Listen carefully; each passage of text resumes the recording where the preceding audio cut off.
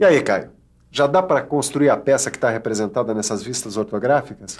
Acho que dá, Ananias. Eu até já fiz a perspectiva isométrica. Dá só uma olhada. A peça vai ficar assim depois de executada. O conhecimento da forma, apesar de muito importante, não é suficiente para a execução do objeto. Ué, o que está faltando então? Para executar qualquer tipo de objeto, você precisa também de informações sobre o tamanho. Quer dizer, sobre as dimensões exatas do objeto e de cada uma das suas partes.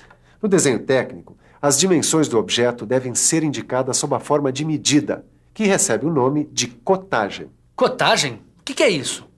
Para indicar as medidas ou cotas, o desenhista deve seguir determinadas normas técnicas da ABNT. Elas referem-se à grandeza real que o objeto deve ter depois de produzido. E assim, fica o desenho técnico com as indicações completas de dimensionamento. Para executar uma peça a partir do seu desenho técnico, como o Caio quer fazer, é preciso interpretar corretamente as medidas indicadas. Se a interpretação for feita de maneira errada, a peça também sairá errada. Por isso, na teleaula de hoje, você vai conhecer as regras básicas para a cotagem de desenhos técnicos. Assim como aconteceu nos assuntos anteriores, você vai começar o estudo pela interpretação de cotas básicas em modelos simples e, aos poucos, vai aprofundando seu conhecimento pelo estudo de peças mais complexas. Se você está com muita vontade de aprender logo a executar uma peça, não saia de perto. A nossa teleaula já está começando.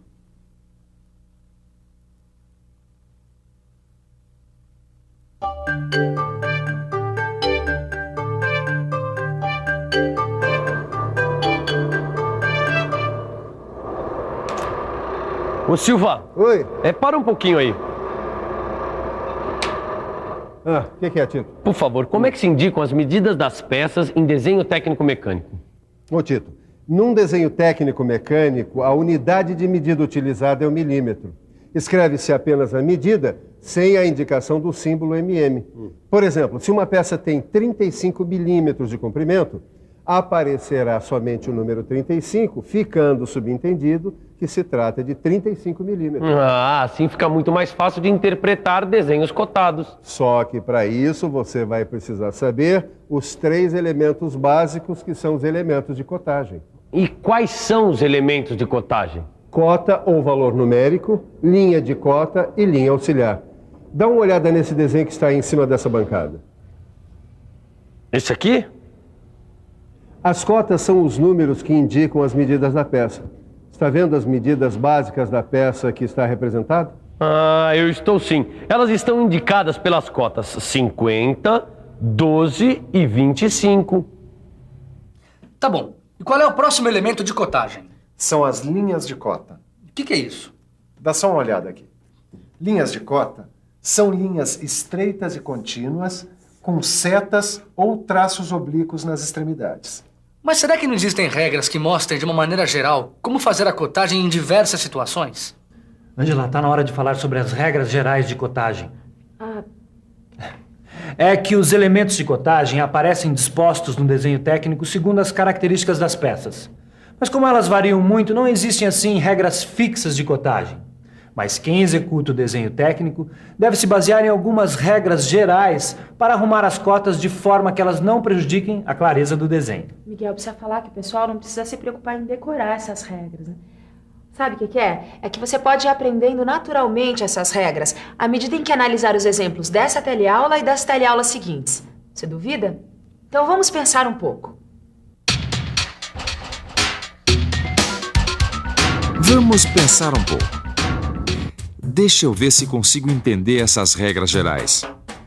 Bom, pelo que vejo, quando a linha de cota está na posição horizontal, a cota deve ser indicada acima e paralelamente à sua linha de cota.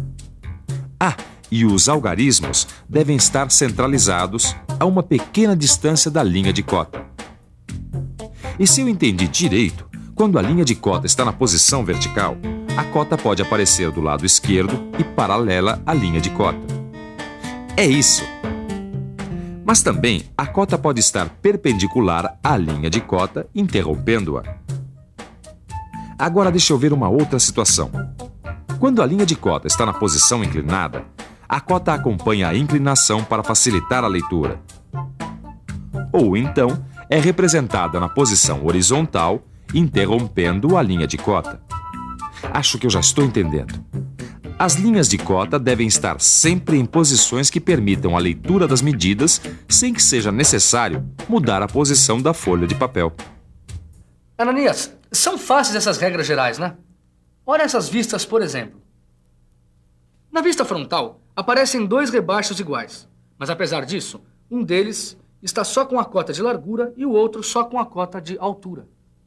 Eu só posso concluir que em desenho técnico não se repetem cotas sem necessidade. Concluiu muito bem, Caio. Agora analise esse desenho técnico aqui. Deixa eu ver. Bom, o que eu consigo entender é que a vista que transmite a ideia mais clara da forma do rebaixo é a vista frontal. E por isso, a cotagem do rebaixo é feita justamente nela. Perfeito. Isso acontece porque as cotas devem ser sempre indicadas nas vistas onde os elementos aparecem melhor representados. Já o furo vem representado por linhas tracejadas na vista frontal. Pelo que eu entendi, sempre que possível deve-se evitar a cotagem de elementos representados por linhas tracejadas. Talvez seja por isso que a cotagem do furo aparece indicada na vista superior, justamente a vista onde a forma circular fica visível. Pessoal, hoje aqui tá realmente afiado, né, Miguel? Aproveita e fala que no desenho técnico, as cotas devem ser localizadas sem que sejam cortadas ou separadas por qualquer outra linha. Tá bom, eu falo.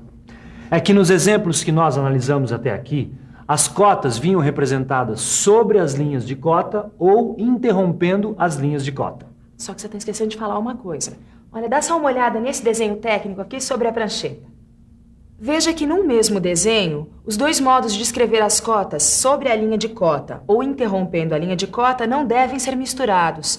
E além disso, as cotas devem ser representadas em tamanho que as torne facilmente legíveis, tanto no original como em qualquer tipo de reprodução. Tito, é que além das regras gerais de cotagem para a execução de um desenho técnico, você precisa conhecer os métodos de cotagem. Bom, mas o que é que eu tenho que saber, Silva? Bom, é preciso que você tenha conhecimento sobre a função da peça, o processo de fabricação, os métodos de controle de qualidade que serão aplicados. Sabe, Tito, uma peça nunca deve ser considerada isoladamente. Ela sempre faz parte de um conjunto no qual desempenha determinada função.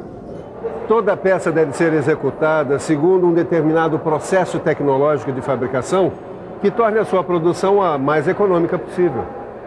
E para que o resultado seja conseguido, Caio, as peças devem ser controladas não só durante, mas também no final da execução. Assim, é possível garantir a correspondência entre o produto acabado e o seu desenho técnico. Mas, Ananias, eu só não entendi o que é que funcionalidade, fabricação e controle tem a ver com cotagem. Olha, tem tudo a ver. Esses 3 fatores interferem diretamente no método de cotagem, quer dizer, na maneira de cotar o desenho técnico. Bom, levando em conta a função da peça, sua execução e sua verificação, as cotas podem ser funcionais, não funcionais e auxiliares. Agora dá uma olhada aqui nas cotas funcionais. E o que é que são as cotas funcionais? Bom, são aquelas que indicam a forma, a grandeza e a posição de partes essenciais para o funcionamento da peça. Olha aqui. Nesse desenho, a cota 12 é considerada funcional porque está relacionada com a cota do furo, onde esse pino vai se encaixar. Na execução da peça, essa cota deve ser rigorosamente respeitada, para não comprometer o funcionamento do conjunto. E as cotas não funcionais, Ananias? Bom, as cotas não funcionais também indicam forma, tamanho e posição, mas referem-se a partes que não são essenciais para o funcionamento do conjunto. Repare que a cota 20 é um bom exemplo de cota não funcional. Angela, deixa que eu continuo. Eu vou falar sobre as cotas auxiliares. As cotas auxiliares complementam as cotas que a gente viu até agora. Elas aparecem no desenho apenas para evitar cálculos e podem ser indicadas entre parênteses. Dá uma olhada. Essa cota aqui, a cota 40, é uma cota auxiliar. Veja que ela é a soma da cota 30, que é uma cota funcional, e da cota 10, que é uma cota não funcional. Angela, fala você da cotagem geométrica. A forma geométrica de uma peça também é muito importante na determinação da cotagem. Fica mais fácil fazer a cotagem de uma peça se pudermos imaginá-la decomposta em suas formas elementares. Você quer ver um exemplo? Observe que os elementos da peça resultam da retirada de formas geométricas já conhecidas. A decomposição da peça em sólidos básicos põe em destaque as formas geométricas positivas e negativas da peça. Quer dizer, os elementos que permanecem, os positivos, e os elementos que serão retirados durante o processo de fabricação, os negativos. Mostra também o tamanho e a posição relativa de cada um dos elementos da peça. Segundo esse método de decomposição geométrica da peça, as cotas podem ser classificadas em 2 grupos: as cotas básicas e cotas de elementos. Agora, tanto as cotas básicas quanto as cotas de elementos podem ser funcionais, não funcionais ou auxiliares. Pelo jeito, quem tem que ler e interpretar o desenho técnico para executar uma peça tem que saber distinguir quando uma cota básica ou de elemento é funcional, não funcional ou auxiliar. Exatamente. Só que quem, como você, estiver começando, precisa primeiro aprender a ler e a interpretar as cotas básicas e as cotas de elementos. É verdade. Tá? Vamos começar pelas cotas básicas. Cotas básicas são aquelas que indicam o comprimento, a largura e a altura do objeto. A partir dessas cotas é possível determinar as dimensões do material necessário para a fabricação da peça. Dá só uma olhada na cotagem desse modelo aqui. Para executar esse modelo, nós precisamos das suas dimensões básicas: comprimento, largura e altura. A cota da altura aparece indicada na vista frontal, a do comprimento na vista superior e a da largura na lateral esquerda. Entendi, Ananias. Agora é só a gente medir o modelo com a escala e vamos encontrar as seguintes dimensões: comprimento, 60 milímetros, altura igual a 30 milímetros e largura igual a 15 milímetros. Eu estava reparando que o símbolo de milímetro não foi inscrito ao lado das cotas. Só quando excepcionalmente for adotada outra unidade de medida que não o milímetro, o símbolo correspondente deve vir ao lado da cota. Sabe, Caio, existe mais de uma maneira de cotar o mesmo desenho. Então deixa eu ver quais são. Tá certo. Eu estou vendo que a pessoa que executa o desenho deve escolher, de acordo com as características da peça, a disposição das cotas que permita identificar da melhor maneira possível as dimensões da peça. Agora, quem lê e interpreta o desenho técnico deve ser capaz de associar cada cota à dimensão que ela representa.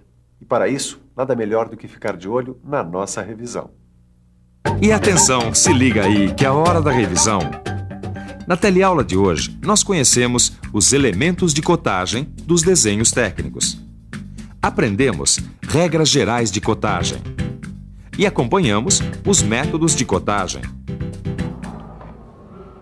Bom, você deve estar imaginando que para executar uma peça com elementos é preciso ter as cotas dos elementos e também as cotas básicas. Mas isso já é assunto para a nossa próxima teleaula. Agora, aproveite os exercícios no seu livro de estudos, porque assim você vai longe. Tchau!